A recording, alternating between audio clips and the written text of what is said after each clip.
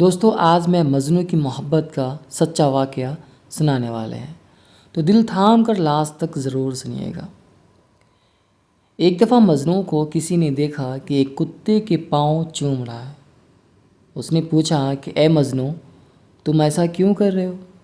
تو مجنوں نے کہا کہ یہ کتا لیلا کی گلی سے ہو کر آیا ہے، میں اس لیے اس کے پاؤں چوم رہا ہوں۔ ایسے مست اور عقل میں خرابی آئے ہوئے انسان کو مجنوں پاگل نہ کہا جائے تو کیا کہا جائے؟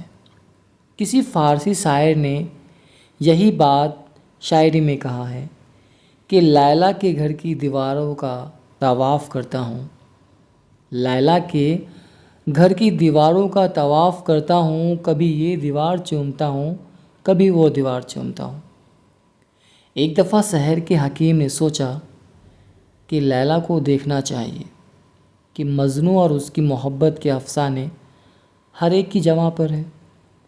جب سپاہیوں نے لیلا کو پیش کیا تو حکیم حیران رہ گیا کہ ایک عام سی لڑکی تھی، نہ شکل نہ رنگ نہ روپ تھا۔ اس نے لیلا سے کہا کہ تو دوسری حسیناؤں سے زیادہ بہتر نہیں ہے۔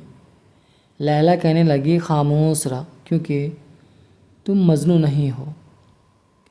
ایک بادشاہ نے لیلا کے بارے میں سنا کہ مجنوں اس کی محبت میں دیوانہ بن چکا ہے۔ اس کے دل میں خیال پیدا ہوا کہ میں لیلا کو دیکھ سکوں تو صحیح۔ جب اس نے دیکھا تو اس کا رنگ کالا تھا اور شکل بھدی سی تھی۔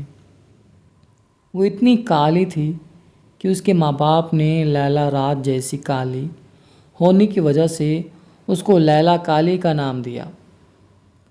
لیلا کے بارے میں بادشاہ کا خیال تھا کہ وہ بہت خوبصورت اور پری جیسی دکھتی ہوگی، پری جیسا چہرہ ہوگا، مگر جب اس نے لیلا کو دیکھا تو اس سے کہا کہ تو دوسری عورت سے زیادہ خوبصورت نہیں ہے۔ جب بادشاہ نے یہ کہا تو لیلا نے جواب میں کہا کہ خاموش ہو جا، تیرے پاس مجنوں کی نظر نہیں، اگر تو مجنوں کی نظر سے دیکھتا تو تجھے دنیا میں میرے جیسی خوبصورت اور کوئی نہیں دکھتا۔ مولانا رومی فرماتے ہیں کہ ایک بار اس کو کسی نے دیکھا کہ ریت کے ڈھیر پر بیٹھے کچھ لکھ رہا ہے۔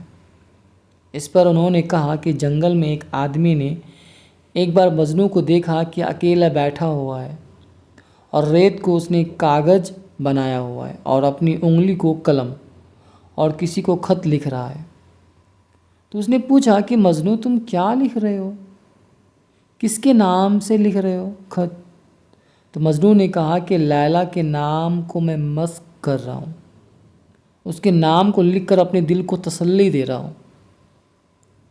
ایک دفعہ ایک آدمی نماز پڑھ رہا تھا، مجنوں لیلا کی محبت میں ڈوبا تھا۔ اسی مدہوشی میں اس نمازی کے سامنے سے گزر گیا۔